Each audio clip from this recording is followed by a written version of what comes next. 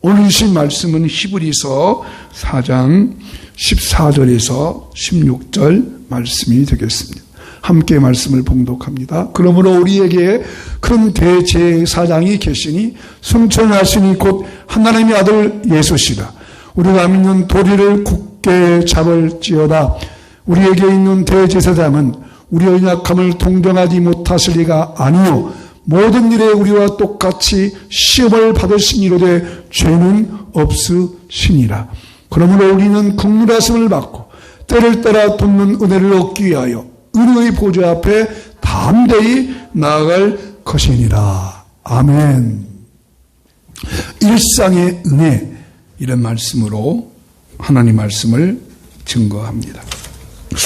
일상이란 매일매일 반복되게 주어지는 삶을 우리가 일상이라고 합니다. 근데 이렇게 일상을 살다 보면 뜻하지 않는 일들이 우리에게 일어나곤 합니다.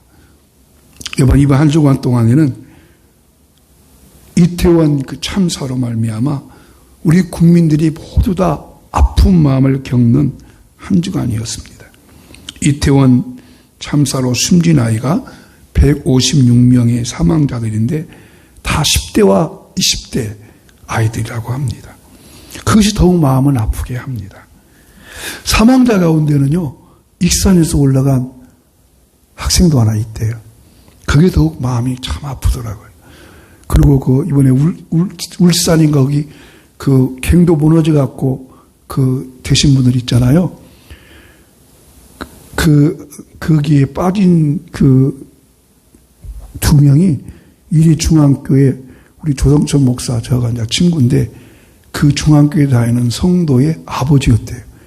더 안타까워. 근데 구조가 돼서 얼마나 감사한지 몰라요. 2014년에 세월호가 304명의 사망자들이 있었고 그 8년 만에 156명의 사망자들이 태어난 또 한국에 일어난 대형 참사가 일어났습니다. 남일 같지 않은 사고라고 생각합니다. 참 뜻하지 않은 일들이 이렇게 우리에게 벌어집니다. 그런데 또 참 안타까운 것은 이 철없는 김정은이가 해필 이때에 또 미사일을 팡 쏘아댔어요. 울릉도에까지 쏘아대가지고 울릉도에서는 그 미사일 발사해가지고 공습경보가 울렸답니다. 이런 공습경보는요, 우리가 이렇게 어른이 있으면 경계경보, 공습경보잖아요. 경계는 이제 준비하라는 그 예비 단계예요. 공습경보는요, 지금 저기 쳐들어왔으니까 빨리 피난 가라는 그런 게 공습경보입니다. 참. 이슬 우리 앞에는 언제 어떻게 일어날지 모르는 안타까운 일이 있습니다. 어제와 똑같이 아침 식사를 잘하고 주어진 삶의 현장에서 일하러 가지만 또 오늘은 어떤 일을 내게 만나들지 아무도 예측할 수가 없습니다. 이때 우리에게 반드시 있어야 할 것이 뭡니까? 그게 바로 일상에서 주시는 하나님의 은혜를 체험하는 것입니다. 일상의 은혜. 한번 같이 합시다. 일상의 은혜. 일상 생활 속에서 평범한 삶 속에서 오늘은 평범한 날이지. 근데 아니라는 거예요. 평범한 날이 아니라 오늘 또 나도 모르는 사이에 어디서 모른가 엉뚱한 일들이 벌어질 수가 있다는 것이죠. 이 일상의 은혜, 이 일상의 은혜가 때를 따라 돕는 은혜라는 것입니다. 그때마다 하나님이 도와주시고 주님이 도움을 입어야 살 수밖에 없는 것이 일상의 은혜입니다. 어제 음식을 맛있게 먹었다 할지라도 아무리 맛있게 먹어도 오늘 또 음식을 먹어야 됩니다. 안 먹으면 안 되죠. 이게 일상의 은혜입니다. 마치 물레방아가 돌아가기 위해서는 계속 물이 이렇게 흘러가야 되죠. 근데 물레방아가 한번 흘러간 물은 그걸로 끝났어요. 다시 그 물레방아가 돌아가려면 그 물이 다시 돌아서 흘러가야만 물레방아가 계속 돌아갑니다. 은혜도 마찬가지입니다. 성도는 하나님이 주신 은혜가 매일매일 때마다 은혜를 주셔야 살아갈 수가 있습니다. 그래서 오늘 4장 16절 말씀, 이번 주 암송 요절이에요. 같이 읽어보실까요? 그러므로 우리는 긍휼하심을 받고 때를 따라 돕는 은혜를 얻기 위하여 은혜의 보좌 앞에 담대히 나아갈 것이니라. 여기 긍휼하심을 다른 말로 바꾸면 은혜 받고, 그죠? 그러니까 은혜라는 단어가 한 절 안에 3번 쓴 것이죠. 그러니까 우리는 은혜를 받고, 은혜 받았어요. 때를 따라 돕는 은혜를 얻기 위해서 은혜 받은 것으로 끝나는 것이 아니라 그때마다 순간순간마다 은혜를 받기 위해서 은혜의 보좌 앞에 담대히 나아갈 것이니라. 그러면 이 일상의 은혜를 어떻게 받을 수 있을까요? 첫째는 일상의 은혜를 받기 위해서는 은혜의 보좌가 있다고 하는 것을 아셔야 돼요. 은혜의 보좌. 은혜의 보좌. 자, 은혜의 보좌 앞에 나가라겠어요? 보좌라고 하는 것은 높은 왕이시 존귀한 분이 앉아있는 의자입니다. 근데 그 의자에 누가 계시는가? 4장 14절을 볼까요? 그러므로 우리에게 큰 대제사장이 계시니 승천하시니 곧 하나님의 아들 예수시라. 우리가 믿는 도리를 굳게 잡을지어다. 거기에 누가 계셔요? 예수님이 계신데 그 예수님은 큰 대제사장이란 대제사장. 여기 제사장은 구약시대에 백성들의 죄를 대신해서 하나님께 나가서 제사 드리는 사람을 제사장이라고 해요. 그리고 큰 대제사장은 그 24명의 제사장 중에 가장 대표자 되는 제사장. 첫 번째 제사장은 아론이었죠. 그 대제사장이 1년에 한 번 지성소로 들어가게 됐어요. 양을 잡아가지고. 그리고 하나님, 이 백성의 죄를 용서해 주십시오라고 기도합니다. 근데 그 제사장, 그러니까 대제사장의 역할은 중보자로서 모든 백성의 죄를 가지고 양을 잡아서 하나님께 나가서 죄 용서를 구하는 것인데 그 제사장이 예수님한테 비유했습니다. 예수님은 우리를 구원하기 위해서 우리와 똑같이 육신을 입으시고 이 땅에 오셨어요. 그리고 십자가의 피로 죽으시고 우리 모든 죄를 다 용서해 주셨어요. 그래서 그 예수님이 우리의 죄를 다 용서하시고 우리가 무엇이 필요한지, 무엇이 있어야 할지 알고 계시는 분이 보좌 위에 앉아 계셔서 그 보좌에 계신 은혜 앞에 나아가는 것. 바로 대양 예수님은 나를 잘 아신다는 것. 여러분, 나를 최고 잘 아시는 사람이 누구요? 나를 제일 잘 아는 사람이 누구예요? 나죠. 근데 나도 알다 하지만 나를 몰라요. 여러분, 평생 함께 사는 배우자가 남편이 아내가 내 마음을 안다고 생각해요? 착각이죠. 그죠? 그러면 부모의 입장에서 자식의 사정을 부모가 알까요? 그것도 물론. 그러면 자식의 입장에서 자기를 낳아주고 길러준 부모의 마음을 알까요? 그것도 물론. 그렇습니다. 근데 예수님은 나를 잘 아십니다. 공감이 안 되세요? 예수님이 나를 잘 아신다. 내 마음을 아신다. 내 아픔도 아시고 상처도 아시고 시편 103편에 보니까 예수님은 우리의 체질을 아신대요. 내가 무슨 체질인지, 태양이든지 음양이든지, 뜨거운 걸 좋아하는지 싫어하는지, 음식을 짜게 먹고 있는지 달게 먹고 있는지 아신대요. 이것이 공감이 돼야 은혜가 됩니다. 나를 잘 아시는 분이 예수님이십니다. 여러분, 왜 때로는 부부 사이에 살면서 섭섭할까요? 왜 때로는 부자지간도 섭섭할까요? 왜 때로는 성도와 목사 사이에도 섭섭이 있을까요? 성도도 목사에 대해서 섭섭한 감정이 때로 있고 목사도 성도에 대해서 필요한 섭섭한 마음이 또 있어요. 왜 있을까요? 상대방을 필요가 무엇인지를 모르기 때문에. 그러나 예수님은 은혜의 보좌에 다 앉아 계셔서 우리 필요를 다 알고 계십니다. 또 그 예수님이 우리 필요 알기 때문에 15절 말씀에 보니까 이렇게 말씀해 주셨어요. 읽어보실까요? 우리에게 있는 대제사장은 우리의 연약함을 동정하지 못할 시가 아니요. 그러니까 동정하신다는 거예요. 동정하지 못한다는 거예요. 동정하신다는 거예요.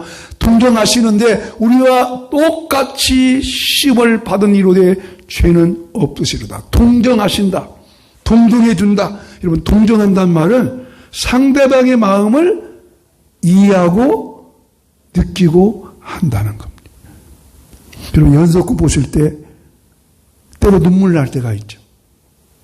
왜 눈물 나요? 연속극 보면 왜 눈물 나요? 그 주인공을 보면 똑같기 때문에. 우리 권은길 권사님이 그런 말씀 잘 하셔요. 왜 이렇게 눈물이 나는지 모르겠대. 연속극 볼 때마다. 그것은 뭐예요? 그 사람의 형편 보니까 어떻게 나하고 처제가 똑같냐. 그러죠? 그런데 예수님이 그 시대의 사람들을 보면서 동정해 주셨어요. 그 사람의 아픔을, 마음을 보시고 예수님도 같은 마음을 느끼셨어요. 마치 여러분의 자녀들이 병원에 입원하면 그 병원에 입원한 자녀의 마음을 내가 느끼듯이 예수님이 느끼셨어요. 이 말씀을 준비하면서 그런 생각이 들었어요. 예수님이 지금 이번에 156명이 죽은 애들의 부모의 마음을 얼마나 알고 계시며 아파하실까. 보니까 한국교회에서도 그 156명의 사망자를 위해서 뭐 이렇게 애타는 마음을 가지고 예배도 하고 기도하고 막 그러더라고요. 여러분, 그렇지 않습니까? 그 156명의 애들 이제 다 20살, 10살 넘은 애들이에요. 다 큰 애들이. 거기에 그 막 압사당해가지고 그 걔들이 죽어갈 때 도움을 구했는데 빨리 도움을 오지 않고 얼마나 아팠을까. 그런데 예수님은 우리 마음을 아세요. 아멘. 우리 마음을 동정해 주셔요. 그 예수님이 우리 마음을 알고 우리를 아끼고 있어요. 그래서 우리는 그 주님이 내 마음을 아시고 주님이 나와 함께 하시고 주님이 나를 동정해 주시기 때문에 두 번째 할 일이 있죠. 어떻게 해야 될까요? 두 번째, 은혜의 보좌로 담대히 나가야 됩니다. 이것이 일상이 받는 은혜를. 그 일상에서 받는 때를 따라 주시는 은혜를 얻기 위하여 은혜의 보좌 앞에 담대히 나아갈지니라. 4장 16절 다시 읽어보겠습니다. 시작. 그러므로 우리는 국률하선을 받고 때를 따라 돕는 은혜를 얻기 위하여 은혜의 보좌 앞에 담대히 나아갈 것이니라. 히브리서의 중심 주제는 예수님보다 위대하신 분은 없다. 이것이 히브리서의 중심이에요. 그러니까 이 히브리서를 쓴 이유는 당시에 유대인들이 예수님을 믿고, 그러니까 유대교에서 기독교로 예수님 부활하셨잖아요. 예수님 믿고 이제 예수님의 신자가 된 거예요. 근데 예수님 믿으니까 너무 좋은 거예요. 왜냐하면 예수님이 십자가 죽기 전까지는 하나님 앞에 예배할 때 뭐 어떻게 예배했어요? 뭘 잡아야 해요? 양을 잡았죠. 양을 잡아야 해요. 그런데 예수님이 딱 부활하시다니까 이제 더 이상 양을 잡을 필요가 없어요. 예수님이 우리를 다 용서했기 때문에. 그 얼마나 좋아요. 이들이, 유대인들이. 이제 더 이상 그 성전에 나와가지고 양 갖고 와가지고 그 양 잡고 필요가 없는 거예요. 근데 이제 문제가 발생했어요. 그들이 이제 예수님 믿고 구원을 받고 이제 죄 용서 받고 나왔는데 지난 한 주간 살면서 우리가 죄를 지켰어요? 안 지켰어요? 죄를 지어요. 유대인도 죄를 지었어요. 그래서 죄를 지니까 교회 오니까 그렇게 여러분이 예수님의 피로 여러분의 죄를 다 용서되었습니다. 말은 하는데 마음속에는 껄쩍지근해요. 껄쩍지근하는 것이 뭐예요? 이게 아닌데. 그 전에 뭐 했어요? 양 잡았잖아요. 그 양 잡았다는데 이제는 오니까 여러분의 죄가 용서되었습니다. 예수님 이름으로 고백합시다라고 하는데 어딘가 모르게 좀 마음이 끄적지근해요. 여러분, 천주교인들은 죄의 고백을 누구한테 해요? 신부한테 하잖아요. 우리는 누구한테요? 예수님께 하는 거예요. 하나님 앞에. 그죠? 그러면 천주교는 뭐고 기독교는 뭐요? 그러니까 똑같은 생각이에요.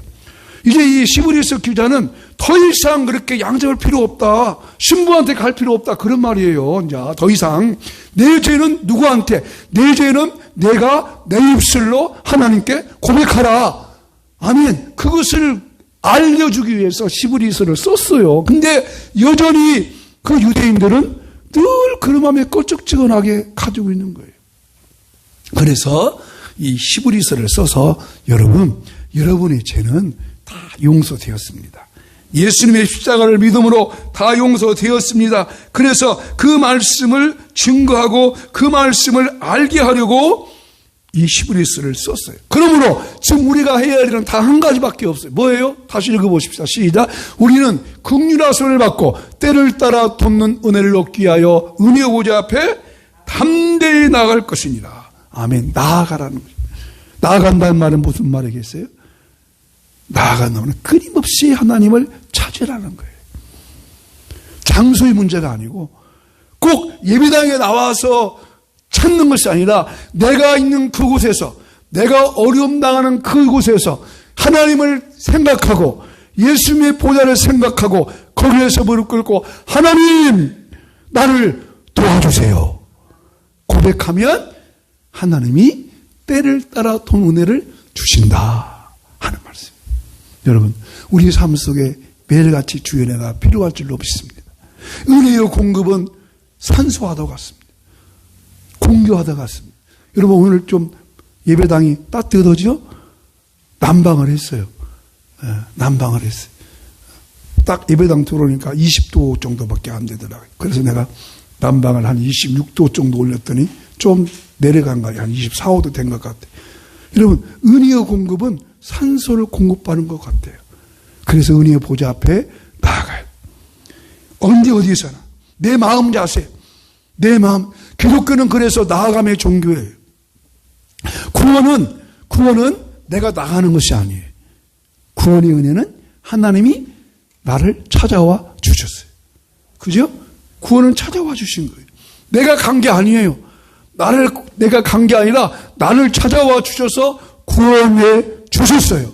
근데 구원받은 사람이 계속해서 하나님의 은혜로 살기 위해서는 그 은혜의 보좌 앞에 나아가야 하는 거예요. 여러분, 이번 주간에 꼭 유튜브 다 틀어놓으시고 은혜의 보좌 앞에 나가세요. 나가세요.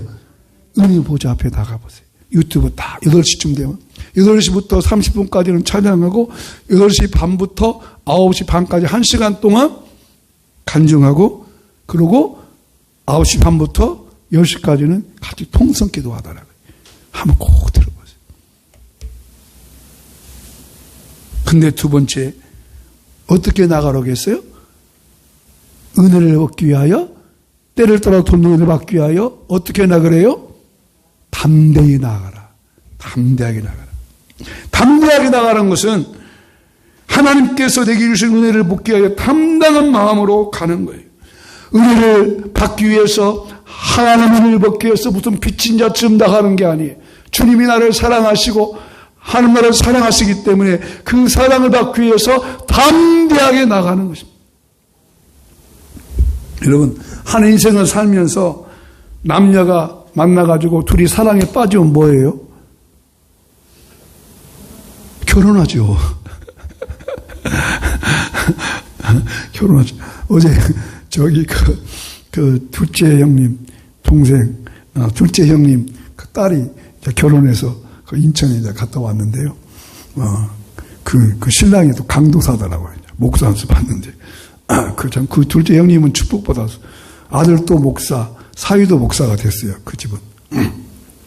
근데 걔들이 둘이 서로 사랑하면은 그 사랑하는 둘이 대신 누가 사랑해 줄 수 있어요? 만나갈 때 대신 만나줘요? 그렇지 않죠?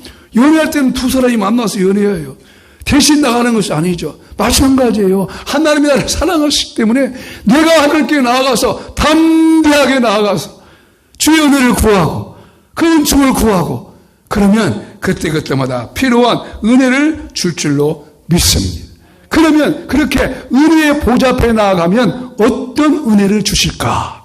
다시 16절 말씀 또 읽어봅시다. 시작. 그러므로 우리는 긍휼하심을 받고 때를 따라 돕는 은혜를 얻기 위하여 은혜의 보좌 앞에 담대히 나아갈 것이니라. 무엇을 얻기 위하여? 때를 따라 돕는 은혜. 그때마다 때를 따라 돕는 은혜입니다. 여러분, 우리가 왜 때를 따라 돕는 은혜를 받아야 할까요? 각자 주어진 삶의 환경이 다르기 때문이에요. 여러분, 여러분의 신앙의 습성과 태도가 저가 똑같을 수는 없죠. 그죠? 아무개 권사님, 아무개 집사님의 생활 환경이 각각 달라요. 그렇기 때문에 각각 다르기 때문에 우리가 하나님께 나아가면 똑같은 은혜를 주시는 것이라 그 성도에게는, 그 권사님에게는, 그 집사님에게는 그 집사님의 사정과 형편에 맞는 은혜를 줄 줄로 믿습니다. 저는 이것을 이렇게 말하고 싶어요. 한번 같이 떠납시다. 맞춤형 은혜. 지금은 양복 맞추 입은 사람 별로 없죠? 다 기성복 사입잖아요. 근데 요즘은 원청 기술이 좋아서 기성복도 맞으면 웬만하면 맞던데 옛날은 다 맞춰 입었잖아요. 마찬가지. 하나님이 주신 은혜는 맞춤형 은혜입니다. 맞춤형 은혜. 제가 생각한 단어예요. 맞춤형 은혜. 하나님, 내 형편에 맞는 은혜를 주시옵소서. 내 처지에 맞는 은혜를 주시옵소서. 내 상황에 맞는 은혜를 주시옵소서. 내 형편과 사정과 처지에 맞는 은혜, 내 체질을 아시고 내 성격을 아시고 내 마음을 아시는 하나님, 내 형편과 사정과 처지에 맞는 하나님의 은혜를 허락하여 주시옵소서. 예수님이 십자가에 못 박혀 죽으시기 전에 예수님의 친구 나사로가 죽었습니다.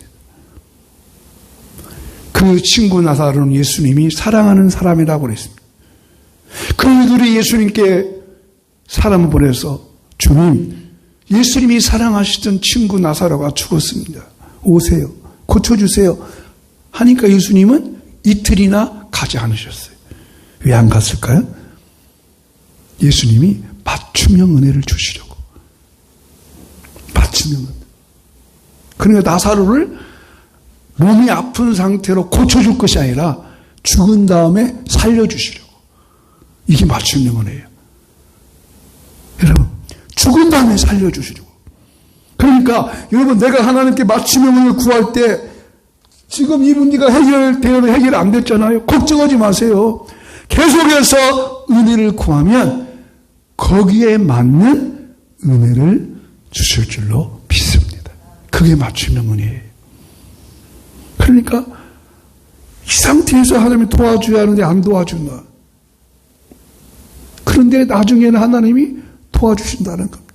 나중에 보니까 하나님이 해결해 주신다는, 그것이 바로 합력하여 선을 이루어 주시는 은혜.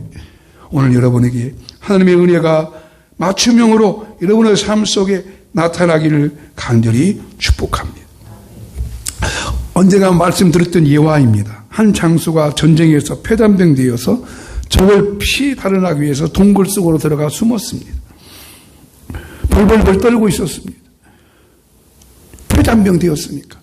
장군인데 자기 병사들도 다 이제 죽었습니다. 자기 혼자 남았어요. 벌벌 떨고 있어서 어느 동굴에 들어갔어요. 어느 동굴에 들어갔더니 거미 하나가 나타나서 막 그 앞에다 막 거미줄로 막 칩니다. 그러니까 이 사람이 고백합니다. 세상에, 야, 거미 너까지 나를 이렇게 폐단병으로 만드냐? 나를 가두놓으려고 이렇게 거미줄 치느냐? 이렇게 막 자신을 한탄하고 있었어요. 근데 그때 바깥에 소리가 났습니다. 그 사람이 숨을 쉬고 있었어요. 그랬더니 적군의 병사들이 그 동굴 속으로 오더니 동굴 속에 들어가려고 하는 거예요. 동굴 속에 들어갔으면 어떻게 될까요? 폐단병 장군 잡혀 죽죠. 근데 안 들어왔어요. 왜? 거미줄이 쳐있으니까. 이게 맞춤형 은혜입니다. 아니, 왜 이 사람, 여러분, 거미가 내려와서 거미줄 쳤다는 얘기는 거기에 거미들이 많았다는 거예요. 그러면 이미 그 동굴은 뭘로 쳐져 있어야 해요? 거미줄 쳐져 있어야 되는데 이 장군이 들어갈 때는 거미줄이 없더니 들어가고 나니까 그때 거미줄이 치어진 것이 맞춤형 은혜. 때를 따라 주시는 은혜. 그러니까 여러분 어떤 일이 생기더라도 어떤 어려움이 있더라도 낙심하지 않고 은혜의 보좌 앞에 나아가시면 은혜의 보좌 앞에 나아가시면 은혜의 보좌 앞에 나아가시면 유튜브로 다니엘 기도회를 잘 청취하시면 하나님이 필요한 은혜를 공급해 줄 줄로 믿습니다. 마지막 나가는 말을 이렇게 읽어보겠어요. 시작. 일상의 삶 속에서 필요한 은혜를 받아야 합니다.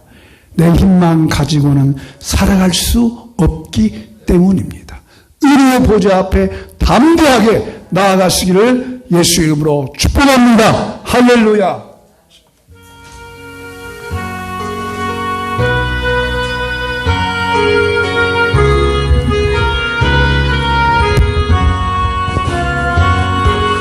놀랍다 주님의 권능에 우리의 죄를 속하시려 갈보리 십자가 위에서 어린 양 보혈을 흘렸네. 죄의 우리의 죄를 다 씻었네. 죄의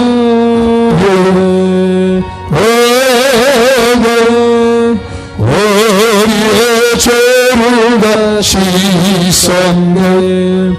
죄악은 성난 파도같이 우리 영혼을 위협하나 헤아릴 수 없는 죄는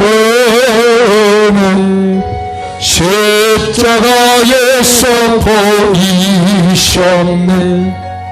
죄는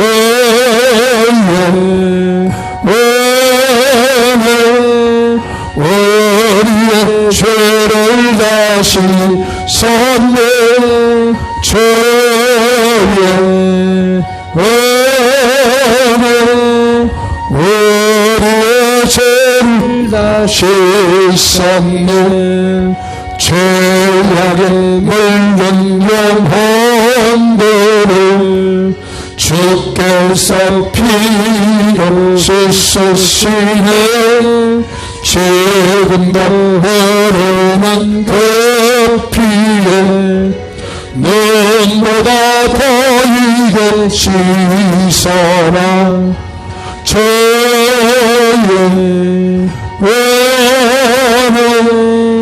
우리의 죄를 다시 씻었네. 죄의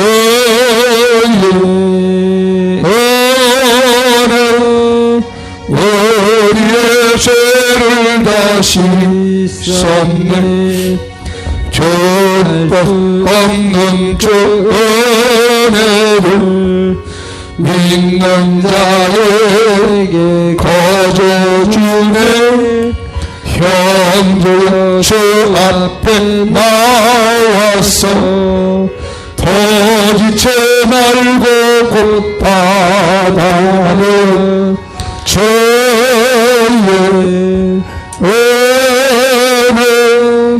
우리의 죄를 다시 씻었네.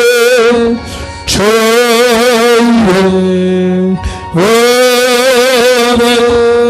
우리의 죄를 다시 씻었네. 이 시간 기도합시다.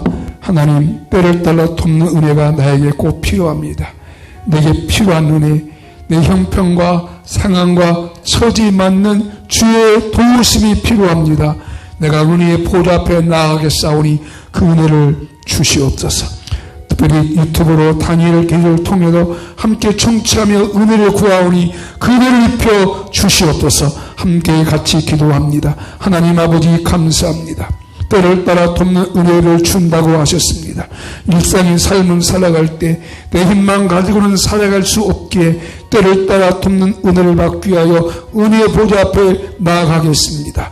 은혜의 보좌 앞에 나아가겠습니다. 나의 간구함을 들으시고 내 형편과 사정과 처지에 맞는 주의 은혜를 공급하여 주시옵소서. 건강이 필요합니다. 건강이 필요합니다. 관계 회복이 필요합니다. 자녀에게 은혜가 필요합니다. 물질의 회복이 필요합니다. 건강도 회복이 필요합니다. 생활의 삶 속의 회복이 필요합니다. 주여 필요한 은혜를 허락하여 주시고 은혜를 공급하여 주시옵소서. 필요한 것마다 응답이 되게 하여 주시옵소서. 우리의 질병을 고치신 예수님, 우리의 약함을 고치시기 위하여서 십자가에 피를 흘리시고 채찍 맞으신 예수님, 이젠 그 예수님께 기도하고 간구합니다. 성도 육체 속에 있는 질병아, 내가 예수 이름을 명령하노니 모든 질병이 고침받을 지어다. 치유될 지어다. 고침받을 지어다. 심장병과 신장병과 관절염을 고쳐주시고 머리부터 발끝까지 예수의 보혈을 뿌립니다. 예수의 보혈을 선포합니다. 고쳐주옵소서. 당뇨 수치도 정상되게 하시고 혈압 당뇨와 먹지 않도록 도와주시옵소서. 소화기관을 회복해 주옵소서. 소화기능을 회복해 주옵소서. 모든 것을 고쳐주시고 날마다 감게 하여 주시옵소서. 주여 감사합니다. 치료할 줄로 믿습니다. 고쳐줄 줄로 믿습니다. 이태원 사고로 어려움당한 가정들, 주님 그 가정보다 은혜 풀어주시고 대한민국이 아픈 상처를 고쳐주시고 하나님께로 돌아가는 대한민국이 되게 하여 주시옵소서. 여호와는 내게 복을 주시기를 원하며 여호와는 그 얼굴을 내게 비추사 은혜 베푸시기를 원하며 여호와는 그 얼굴을 내게로 향하여 두사 평강 주시기를 원하노라. 아멘. 지금은 주 예수 그리스도의 크고 놀라우신 은혜와 아버지 하나님의 그 놀라우신 사랑과 성령님의 그 놀라운 은혜로 때를 따라 돕는 은혜를 얻기 위하여 은혜의 보좌 앞에 나가기 원하는 우리 모든 성도님들의 마음 속에 기도하는 제목 위에 간구 위에 직장과 일터와 삶 속에 가정 위에 가족 위에 이민족 위에 이제부터 영원히 함께 있을지어다. 아멘.